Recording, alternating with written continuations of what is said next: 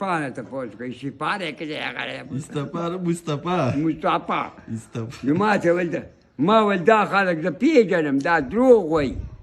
دا دروغجن دي نن وایي موږ دې کې ووټ ورکوو بیا 15 روپۍ که چا ورسې په هغه پسې تښتي لکه ته ځکه دې بل الیکشن ته ونه درېدې نو هغه خو ما ته اشتچوم وویل ستا کار وی ډېر دی ته شې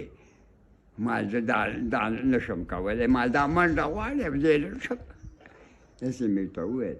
هغه زما خبره بالکل ومنله ویې ویل چې د بابا د خدای رښتیا وایي